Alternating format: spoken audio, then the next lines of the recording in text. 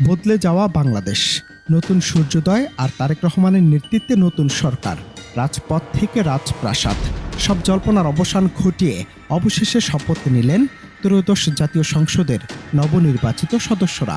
মঙ্গলবার বেলা 11:30টায় জাতীয় সংসদ ভবনে শপথ গ্রহণের পরেই এক ঐতিহাসিক সিদ্ধান্তে তারেক রহমানকে সংসদ নেতা ও বাংলাদেশের নতুন প্রধানমন্ত্রী নির্বাচিত করেছে বিএনপি সংসদীয় দল।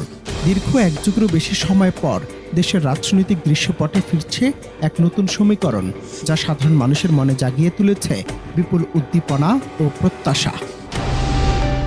তারেক রহমানের এই নতুন মন্ত্রী সভা হতে যাচ্ছে এক বিশাল মহাযজ্ঞ, যেখানে অভিজ্ঞতার সাথে তারুণ্যের এক অভূতপূর্ব মেলবন্ধন লক্ষ্য করা যাচ্ছে। মির্জা ফখরুল ইসলাম আলমগীর, মির্জা আব্বাস ও সালাউদ্দিন আহমেদের মতো ঝানু নেতাদের পাশাপাশি এই মন্ত্রিসভায় ডাক পেয়েছেন জুনায়েদ সাকি, নুরুল হক নূরের মতো রাজপথের লড়াকু যোদ্ধারা। 50 সদস্যের বিশাল বহর সিলেটের সাবেক মেয়র আরিফুল হক থেকে শুরু করে এহসানুল হক মিলনের মতো পরিচিত মুখগুলো ইতিমধ্যে বঙ্গভবন থেকে ডাক পেয়েছেন। ধারণা করা হচ্ছে আজ বিকালে এই নতুন মন্ত্রিপরিষদ শপথ গ্রহণের মাধ্যমে দেশের শাসনভার আনুষ্ঠানিকভাবে গ্রহণ করা হবে। কিন্তু এবারের বিজয় কেবল ক্ষমতা দখলের নয়, বরং জনগণের ভালোবাসার জয়ের। সংসদীয় দলের প্রথম সভাতেই বিএনপির এমপিরা এক নজিরবিহীন ঘোষণা দিয়ে দেশবাসীকে চমকে দিয়েছেন।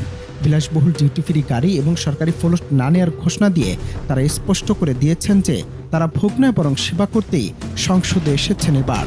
এই একটি সিদ্ধান্তই সাধারণ মানুষের মাঝে বিএনপির প্রতি আস্থার পারদ কয়েক গুণ বাড়িয়ে দিয়েছে বলে ভাষ্য অনেকের। নতুন প্রধানমন্ত্রীর হাত ধরে দুর্নীতির বলয় ভেঙে এক নতুন স্বচ্ছ জবাবদিহিমূলক শাসন ব্যবস্থা গড়ার প্রতিশ্রুতি এখন মূল লক্ষ্য। বাংলাদেশের রাজনৈতিক ইতিহাসে আজকের দিনটি এক টার্নিং পয়েন্ট হিসেবে চিহ্নিত হয়ে থাকবে। তারেক রহমানের এই 50 সদস্যের মন্ত্রিসভা কি পারবে জনগণের আকাশচুম্বী প্রত্যাশা পূরণ করতে? দ্রব্যমূল্যের নিয়ন্ত্রণ থেকে শুরু করে সুশাসন নিশ্চিত করা, চ্যালেঞ্জ পাহাড় সম হলেও নতুন উদ্যমে শুরু হচ্ছে পথ চলা। আগামীর বাংলাদেশ হবে ইনসাফ আর সমৃদ্ধির, এমনটাই প্রত্যাশা দেশের কোটি কোটি মানুষের। অনন্ত হাসান মাসুদ, বাংলা টিভি।